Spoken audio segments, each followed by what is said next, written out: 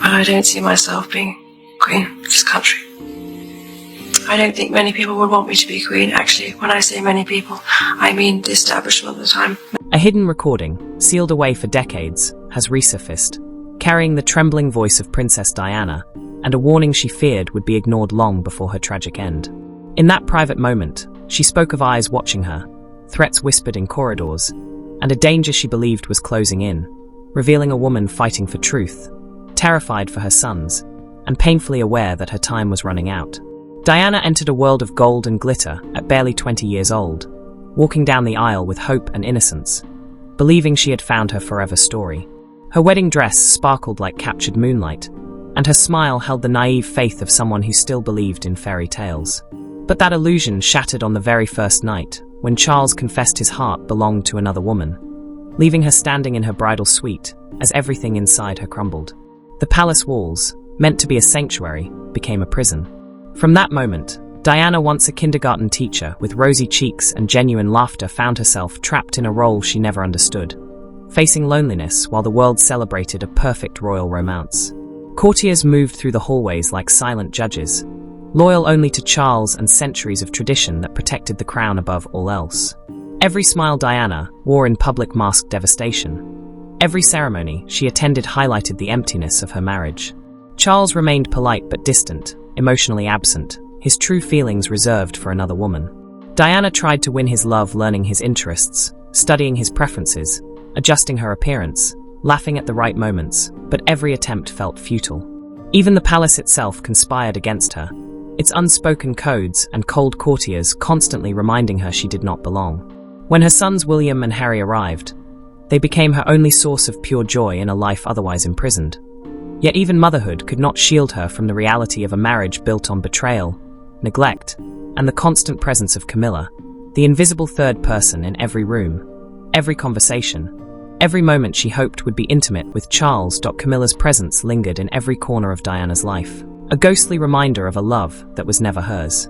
Gifts meant for Camilla arrived at the palace. Phone calls came at odd hours that Charles took in private, and weekends disappeared with increasingly thin excuses. Each passing month brought new notes, exchanged glances, and small signs of a relationship that thrived while Diana's own marriage rotted from within. One night, she discovered a bracelet intended for Camilla, just days before her wedding, a cruel confirmation that Charles had been planning to give intimate gifts to another woman, even as he married her. When confronted, his dismissive response, "She's been a friend for years," only deepened her despair. Diana realized she lived in a house that would never feel like home, married to a man who would never truly choose her. Though her two sons brought her joy, they could not fill the emptiness consuming her soul. The palace system protected Charles, the courtiers served him, and Camilla held the heart that should have been Diana's. Behind palace windows, she watched the cheering crowds outside, feeling like a prisoner behind glass. "I just want to be loved," she confessed to her voice coach, her words heavy with exhaustion. Love, the one thing she craved, remained forever out of reach. Trapped in a golden cage with a husband who loved another, Diana tried to speak out, but the palace machinery swiftly moved to silence her. Cracks began to show in her carefully constructed facade. At a charity event, when asked about royal life, she let slip the smallest truth. The royal family was not as people imagined. Her words, understated yet weighty, revealed that the fairy tale was false and the perfect family a construction. Though she left the event feeling a small relief, the response from the palace was swift and cold. Senior royals summoned her in private, speaking in measured tones about duty, discretion, and the damage her words could cause. "You will correct this misunderstanding," one advisor instructed, his face unreadable, reinforcing the rigid walls that imprisoned her truth. The palace demanded that Diana's public image remain untarnished, no matter the cost to her own truth. When she tried to explain that she had only spoken a fraction of her reality, no one listened. The monarchy cared only about the brand, the carefully constructed illusion that kept the public captivated. Pressure came from every direction: phone calls, unexpected visits, stern reminders of her duties, each a warning that speaking out would have consequences, not just for her, but for her sons. Days later, she was forced into a scripted apology, an interview carefully orchestrated by palace handlers. Her face remained composed, but her eyes betrayed exhaustion as she delivered lines like an actress trapped in a play she never auditioned for. Some journalists accepted the explanation, but veterans recognized the signs of a woman being silenced. Diana noticed the palace's suffocating control everywhere. Staff who appeared wherever she went, conversations that ceased the moment she entered a room, monitored phone calls, and a schedule controlled down to the minute. "I feel like a prisoner," she confided to her therapist, her diary becoming her only sanctuary. In those private pages, she recorded the threats disguised as advice, the warnings wrapped in concern. "They want me silent. They need me smiling and waving and saying nothing true, but I'm drowning in their version of me." Though the palace forced her public retreat, they could not extinguish the storm building inside her. She realized that half-truths would never be enough. If she wanted freedom, she would have to risk everything and tell the whole story. That breaking point arrived like a dam giving way. The secrets she carried had become poison, and silence would destroy her entirely. Determined to reveal the truth, Diana planned her interview with journalist Martin Bashir in absolute secrecy, even hiding her intentions from some close friends. On the day of the recording, her emotions swung between courage and terror. She knew the consequences would be immense. The royal family would retaliate, the establishment would turn against her, but the alternative, continuing as a beautiful ghost in a gilded prison, was no longer survivable. Steadying her breath, she looked into the camera and began dismantling the lies, ready to let the world hear her truth, no matter the cost. When Diana spoke the words about her marriage, the room seemed to hold its breath. "There were 3 of us in this marriage, so it was a bit crowded," she said, almost casually, yet the statement detonated like a bomb in the heart of the monarchy. She had named what everyone whispered, but none dared confirm. Camilla was not just a friend or a past flame, but the constant third presence that destroyed any chance of a real marriage with Charles. Diana went further, revealing layers of pain the public had never imagined: her struggles with self-harm, bulimia, and the crushing pressure that left her feeling trapped and invisible. Her voice cracked as she described the darkness that had swallowed her, and she accused powerful figures within the royal system of seeing her as a threat, too popular and unpredictable to be tolerated. She spoke of being watched, monitored, and controlled, yet insisted on her own capacity to give love despite the world's cruelty. Before the interview even aired, whispers reached the palace. Senior officials scrambled to suppress it, but the momentum was unstoppable. The royal household descended into controlled chaos. Staff avoided her, invitations were delayed or withheld, and she was methodically cut out of family life.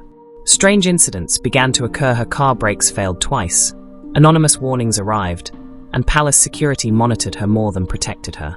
The isolation wrapped around her like chains, each day confirming she had been classified as an enemy rather than family. Yet, even as fear rooted itself deep within her, Diana's defiance remained.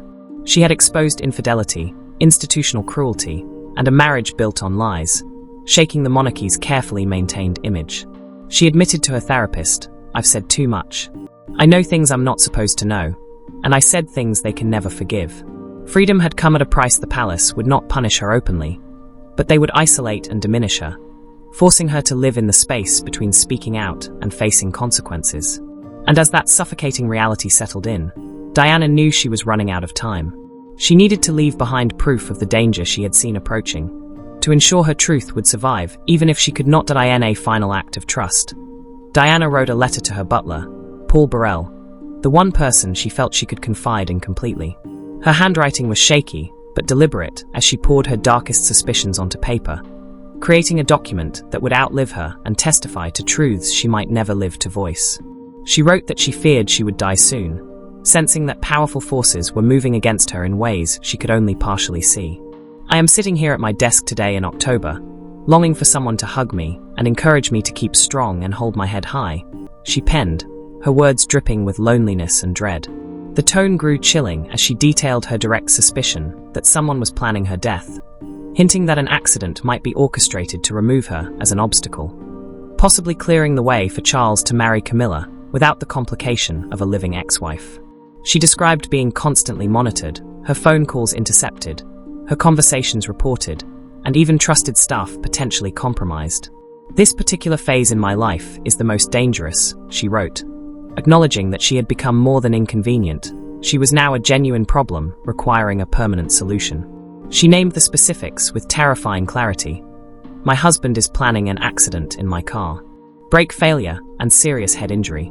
When Diana died months later in the Paris tunnel, the world mourned, accepting the official story of tragic accidents. But when Paul Burrell revealed the letter, its accuracy stunned the public. Her predictions eerily mirrored the events of her death. For years, the letter became the ultimate testament to her warnings, filed away as a historical artifact while the monarchy rebuilt its carefully curated image. Charles remarried, and her sons grew up. Decades later, a forgotten storage facility yielded another revelation. A cassette tape, labeled in Diana's distinctive handwriting from early 1997, fragile but intact. It was a recording no one had intended to survive, a voice from beyond the grave. When listened to, Diana's voice emerged not the polished public figure, but a woman alone, terrified and unprotected, speaking in a private room with the raw vulnerability of someone aware of betrayal on every side. She recounted her isolation in a family she had once married into with hope and innocence, the way staff now avoided her, and the crushing loneliness of a life trapped in a gilded prison. She described a confrontation with Camilla, who told her to stay away from Charles, as if he belonged to Camilla rather than his legal wife, while Charles silently allowed it. The recording grew darker still as Diana mentioned a letter from Prince Philip, her voice dropping with a mixture of hurt and bitter disbelief, creating a chilling record of the fear, betrayal, and determination that defined her final months. Unmistakable fear underscored Diana's words as she recounted the letter from the Duke, demanding her silence about family matters in a tone so deliberately threatening that she understood it implied far more than ending a marriage or her royal status. It suggested something permanent and sinister. She had hidden the letter as insurance, recognizing it as evidence of a direct threat to her life. Her reflections on the Queen were equally chilling. Diana described how Her Majesty's cold, unspoken stares communicated everything, marking her as an embarrassment who no longer deserved protection, consideration, or loyalty. Her voice cracked as she delivered the most devastating truth. Charles wanted her completely removed, so he could openly live with Camilla, transforming the marriage from a broken union into an obstacle he desperately needed gone.